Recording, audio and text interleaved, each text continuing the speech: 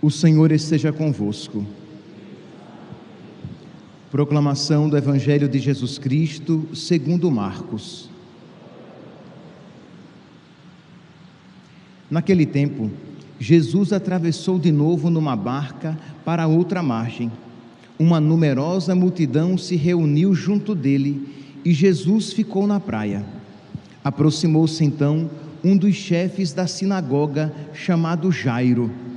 Quando viu Jesus, caiu aos seus pés e pediu com insistência: minha filha está nas últimas, vem e ponha as mãos sobre ela, para que ela sare e viva. Jesus então o acompanhou. Uma numerosa multidão o seguia e o comprimia. Ora, achava-se ali uma mulher que há 12 anos estava com uma hemorragia.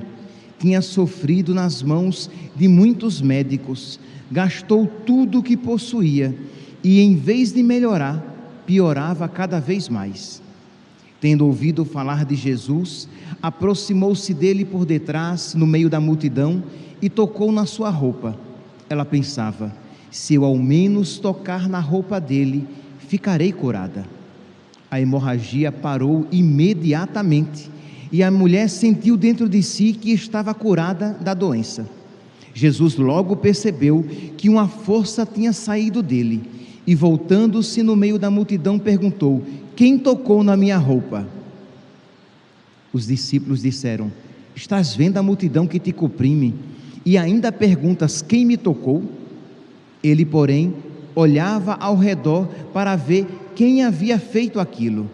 A mulher, cheia de medo e tremendo, percebendo o que lhe havia acontecido, veio e caiu aos pés de Jesus e contou-lhe toda a verdade. Ele lhe disse: filha, a tua fé te curou, vai em paz e fica curada dessa doença. Ele estava ainda falando quando chegaram alguns da casa do chefe da sinagoga e disseram a Jairo: tua filha morreu. Por que ainda incomodaram o mestre? Jesus ouviu a notícia e disse ao chefe da sinagoga: não tenhas medo, basta ter fé. E não deixou que ninguém o acompanhasse, a não ser Pedro, Tiago e seu irmão João.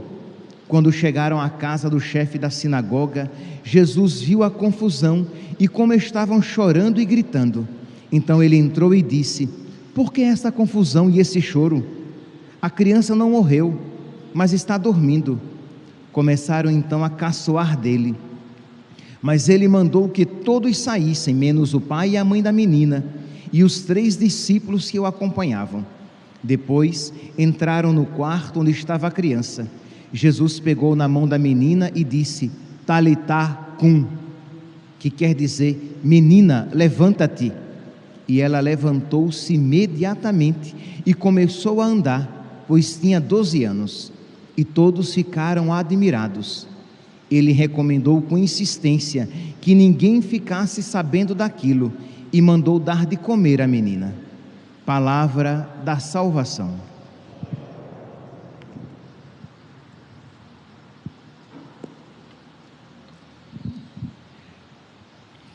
Caríssimos irmãos e irmãs, o Evangelho de hoje nos apresenta o relato de 2 curas. A cura da mulher que sofria de uma hemorragia há 12 anos e a cura da filha de Jairo.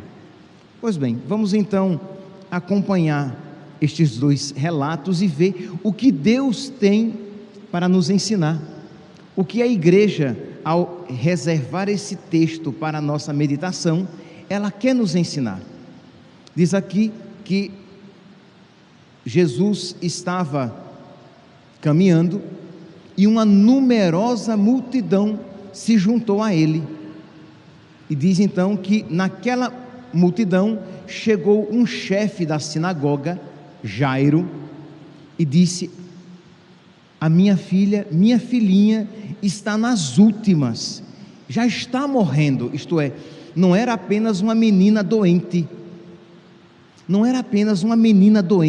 mas era uma menina que estava morrendo, estava nas últimas. E ele diz: a minha filha está nas últimas, está morrendo. Vem e põe as mãos sobre ela, para que ela sare e viva. E diz aqui que diante desse pedido, Jesus atendeu. Jesus então saiu e foi à casa de Jairo. Mas diz que uma grande multidão apertava Jesus. Neste ínterim, no meio do caminho, diz que se achava uma mulher que sofria de uma hemorragia há 12 anos. Meus santos, nós temos aqui que compreender o que significa para uma mulher, no tempo de Jesus, sofrer de uma hemorragia, de uma mulher judaica, de uma mulher para a compreensão, para a mentalidade judaica, o que isso significava. Isto é, era uma mulher impura, que ela não podia participar das realidades no templo, das festas religiosas, porque era uma mulher impura, e que deveria sempre estar afastada das pessoas, porque a quem quer que ela tocasse, ela tornaria impuro também. Então ela deveria se afastar de toda a multidão. E diz aqui que ela ouviu falar de Jesus, que ela ouviu falar daquele profeta, daquele homem de Deus, daquele homem poderoso em palavras e em obras, e diz que ela acreditou, que ela teve fé, que se pelo menos ela tocasse nas suas roupas, ela ficaria curada. E ela fez o improvável, ela se embrenhou na multidão, ela fez algo que não lhe era permitido. Por quê? Porque segundo a mentalidade de então, ela estava tornando impuras as pessoas a quem ela tocava e em quem ela esbarrava. Então vocês podem imaginar todo o temor dessa mulher e o que a levou a isso, o seu grande sofrimento. Ela estava sofrendo há 12 anos, e São Marcos, ele faz aqui ele apresenta um adendo que nós não iremos encontrar nos outros evangelhos. Ele diz assim, que ela tinha sofrido muito nas mãos dos médicos, nas mãos de muitos médicos, e gastou tudo o que possuía, e que ao invés de melhorar, só piorava. Então vocês podem aqui imaginar também a grandeza da fé desta mulher, que ainda tem fé, que durante 12 anos de sofrimento, perdendo tudo que tinha, e não obstante os médicos com quem ela se encontrava, ela não só piorava, não obstante tudo isso, ela ainda tinha fé. Meus irmãos, aqui já é um ensinamento para nós. Quantas vezes nós com muita facilidade perdemos a fé diante dos sofrimentos da vida, fé no amor de Deus, fé na providência de Deus, fé na misericórdia do Senhor, que cuida de nós e que conosco se importa. Porque imagine, depois de 12 anos ela ainda fez isso, e não movida por desespero, que desespero não é fé. Esta mulher não está movida por desespero, não é uma louca desesperada que vai, quem sabe, não, ela tinha fé no seu coração, porque imagine aqui, que não obstante muitas pessoas tocando em Jesus, quando ela toca, Jesus percebe que alguém o tocou de uma maneira diferente. Diz aqui, versículo 28, ela pensava, se ao menos eu tocar na roupa dele, ficarei curada. A hemorragia parou imediatamente, e a mulher sentiu dentro de si que estava curada da doença, e Jesus percebeu que uma força tinha saído dele, e pergunta, quem me tocou? Quem tocou na minha roupa? E os discípulos disseram aquilo que era óbvio, Senhor, Numa multidão dessa, o Senhor pergunta: quem tocou na sua roupa? Todo mundo tocou. Todo mundo aqui tocou na roupa do Senhor. Mas alguém tinha tocado com fé. E não pensem vocês que não havia naquela multidão outras pessoas querendo algum milagre, que não havia naquela multidão outras pessoas querendo alcançar uma graça, que não havia naquela multidão outras pessoas sofrendo. Com certeza havia outras pessoas, mas com fé como daquela mulher, ninguém. Então Jesus pergunta: quem tocou na minha roupa? Os discípulos dizem: mas Senhor, por que perguntas quem me tocou? E Jesus então ficou olhando ao redor. Mas lembre, Jesus, ele não disse: quem tocou na minha roupa com fé?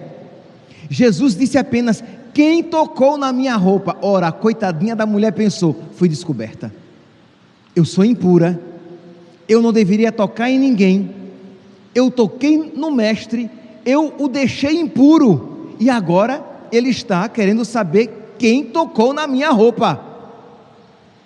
E diz então que a mulher, versículo 33, a mulher cheia de medo e tremendo.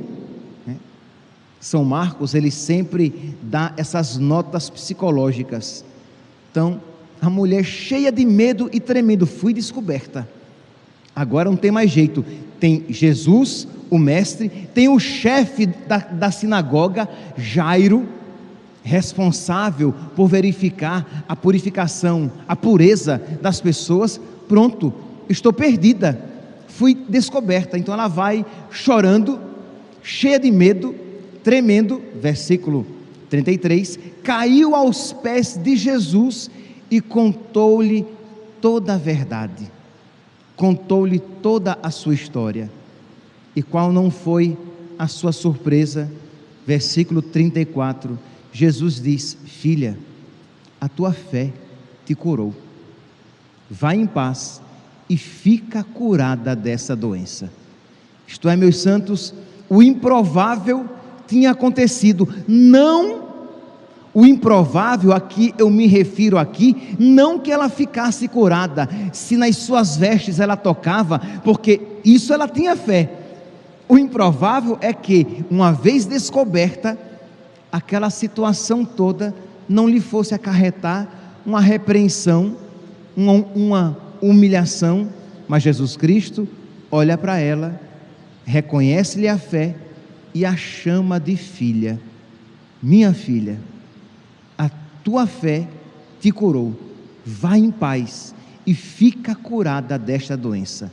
A fé, meus irmãos, aqui já desde agora nós podemos então observar a fé desta mulher que a manteve de pé. E aí você pode perguntar: mas padre, mas por que Jesus permitiu? Por quê? Porque Jesus é Deus.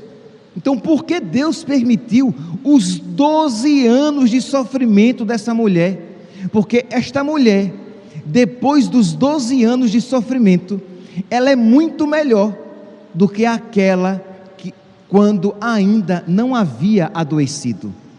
Esta mulher, depois de 12 anos de dor e de oração, de lágrimas, mas sempre esperando em Deus, é uma mulher que tem uma fé muito maior e uma capacidade de amar a Deus muito maior do que aquela antes do sofrimento e da humilhação. Meus irmãos, nós precisamos aprender a sofrer com fé.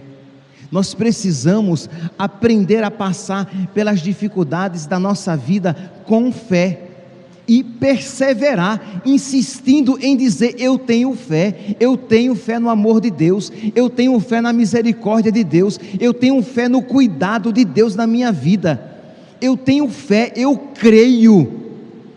E não tenhamos dúvidas, meus santos, que esta fé, uma vez crescendo na nossa vida, como os dedos da nossa mão, não crescerá sozinha. Isto é, outras virtudes concomitantemente crescerão. Crescerá então o nosso amor a Deus, crescerá a nossa esperança nas realidades celestes, crescerá a nossa humildade e a nossa paciência e tantas outras virtudes, crescerá a fortaleza. Então nós precisamos pedir a nosso Senhor que Ele nos ensine a sofrer, porque, meus irmãos, eu não sei não, aqui é uma ironia, tá? Eu não sei se nós devemos rezar: Senhor, não permita o sofrimento na minha vida. É ironia, porque Ele disse: quem quiser me seguir, renuncie a si mesmo, tome a sua cruz e me siga. No mundo tereis tribulações, mas coragem, tende fé, eu venci o mundo. Se comigo você estiver, comigo você também vencerá. Pois bem, então, aqui nós vemos este exemplo de fé dessa mulher. Mas lembra que Jesus está no caminho para a casa da filha de Jairo, e nós podemos também aqui imaginar que seria possível ao coração de Jairo uma raiva, uma inquietação, um incômodo, porque embora sua filha estivesse morrendo, Jesus parou para conversar com uma mulher que o havia tocado no meio de uma multidão. A notícia foi: Senhor, a minha filha está morrendo. E este diálogo aqui, não é que ele aconteceu em um minuto. Este diálogo, ele demorou um respeitável tempo. E nós podemos imaginar a aflição no coração desse chefe da sinagoga, mas ao mesmo tempo ele soube sofrer com humildade, com paciência.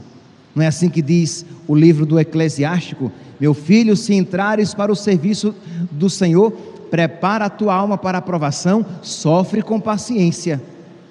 Nós não o vemos aqui, e não tenhamos dúvidas de que se isso tivesse acontecido, São Marcos teria escrito. Nós não ouvimos aqui que o chefe da sinagoga disse: olha, Senhor, vamos lá, a minha filha está morrendo, e o Senhor agora procurando quem tocou o Senhor. Vamos lá, Senhor, minha filha está morrendo, eu sou chefe da sinagoga, eu sou um homem importante, consequentemente a minha filha também o é, e o Senhor está me deixando esperar. Diz que ele, e aqui nós podemos imaginar, e quem os pais e mães aqui presentes sabem que o sofrimento num filho sofre muito mais do que um sofrimento em si. Ou vamos dizer de uma outra maneira, que quando você ama de verdade uma pessoa, o sofrimento da pessoa amada dói muito mais do que se aqueles sofrimentos fossem em você. Se o amor for verdadeiro, o sofrimento da pessoa amada dói muito mais. Então podemos aqui imaginar o sofrimento no coração de Jairo, com a sua filha morrendo, e ele espera com paciência. Ele não interrompe a demora de Deus, ele não interrompe Jesus, ele não fica dizendo: Senhor, vamos lá, minha filha está morrendo. Percebe aqui, meus santos, o ensinamento para nós? Que nós precisamos aprender a sofrer as demoras de Deus, que nós precisamos nos exercitar nas virtudes enquanto sofremos, porque é um tempo propício, é um tempo favorável de crescer na paciência, na humildade, na perseverança. Na paciência de quê? Porque geralmente as coisas não vão acontecendo no ritmo, pelo menos no ritmo de que você gostaria. Na humildade, por saber que você não merece bater no balcão de Deus e exigir graças. E paciência, humildade e perseverança, a que, não obstante a demora de Deus, e não obstante o reconhecimento de que você não merece, você persevera suplicando a Deus, porque você sabe que misericórdia e piedade é o Senhor. Ele é amor, é paciência e compaixão.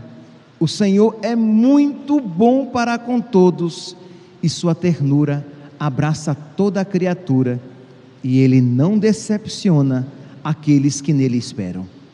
Pois bem, então estava ali, Jairo esperando, e diz aqui que quando Jesus terminou aquela situação com a mulher que sofria há 12 anos, diz aqui versículo 35, que Jesus estava ainda falando, quando Jesus tinha dito a mulher, fica curada da sua doença, ele ainda estava falando, quando chegaram alguns da casa do chefe da sinagoga e disseram a Jairo: tua filha morreu, não adianta mais incomodar o mestre. Isto é, esses não conheciam um poder maior do que da morte, não havia mais esperança. Mas nós que cremos, sabemos que tudo é possível àquele que crê. Esses, os servos de Jairo, repito, para eles a morte era a última palavra. Eles não tinham fé, eles não sabiam que existe algo infinitamente maior do que a morte e infinitamente mais poderoso, que existe alguém todo-poderoso, infinitamente mais poderoso do que as nossas fraquezas. E diz: não adianta mais incomodar o mestre.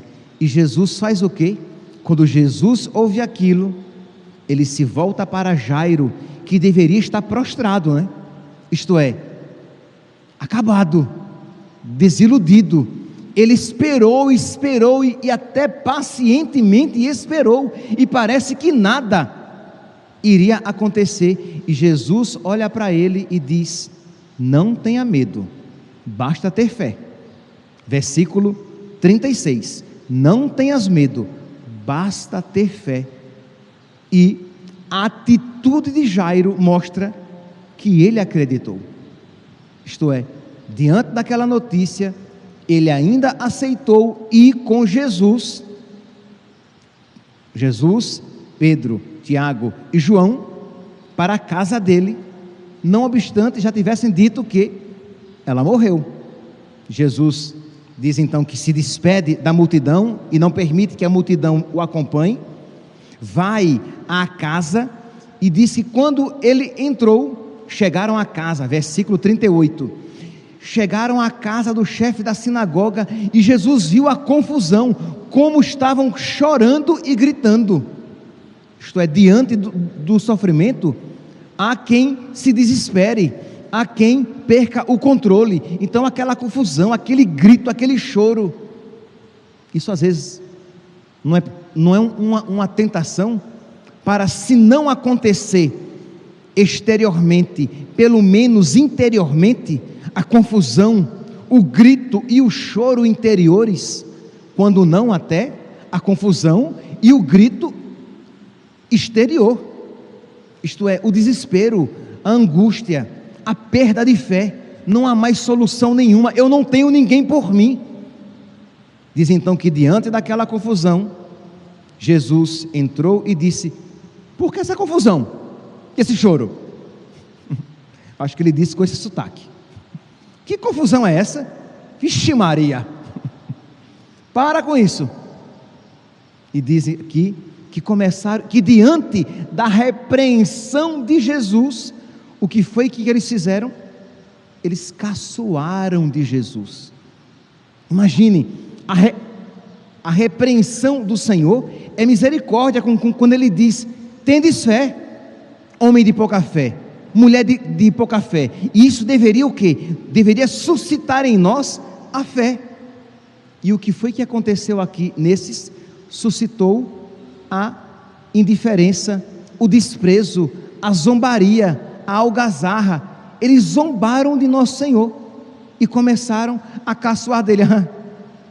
Porque estamos chorando, a menina morreu, ele acha que vai fazer mais alguma coisa.